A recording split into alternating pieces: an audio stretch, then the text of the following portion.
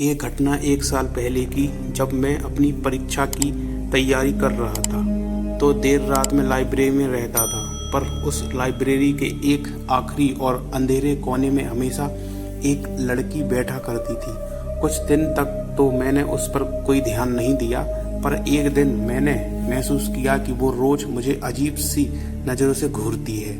तो मैंने भी जब उसकी ओर देखा तो उसका चेहरा बहुत ही सफ़ेद था, जैसे बर्फ की तरह सफ़ेद, और इस पर लाइट की हल्की सी रोशनी उसके चेहरे को और भी डरावनी बना रही थी। मैं उसके पास गया और उसे धीरे से पूछ, क्या होगा, आप बार बार मुझे ही क्यों देख रही हैं? उसी समय लाइब्रेरियन ने मुझे कुछ अजीब सी नज़रों से देखा और फिर अपने काम में लग गया। उस अजनबी लड़की ने थोड़ी देर कुछ नहीं कहा तो मैं बिन कुछ बोले ही वह से चला गया और पास ही बैठे एक लड़के से कहा, तुम्हें वो गुमसुम बैठी लड़की दिख रही है? तो उस लड़के ने मुझे अजीब तरह से देखा और फिर वो बोला, आप कब से अकेले में बैठकर वहाँ से यह घूम रहे हैं और आप अपने आप में अकेले कुछ बोल रहे थे, वहाँ कोई नहीं है। इतना कहकर वो लड़का दूसरी सीट पर जाकर बैठ गया और मैं वो लड़की जहाँ बैठी थी उसी जगह को देख रहा था। तो अब मुझे भी वहाँ कोई नज़र नहीं आया।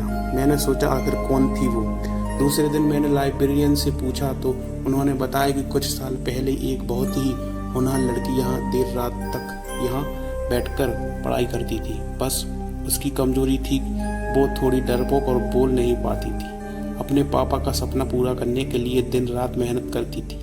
उसके पापा एक फैक्ट्री में मजदूरी करते थे और वो पढ़ने में बहुत अच्छी थी, इसलिए उसे स्कॉलरशिप मिली थी। इस वजह से वो अपने पापा का सपना पूरा कर एक डॉक्टर बनना चाहती थी। पर उस रात जब वो कुछ शरारती उससे चलने वाले स्टूडेंट की मस्ती का शिकार बन गई और उस दिन उन्होंने उस लड़की लाइब्रेरी बंद कर दिया और वो अंदर ही अंदर रोती और चीखती रही और डर के कारण उसकी मृत्यु हो गई। उस समय लाइब्रेरियन कुछ काम से बाहर गया था।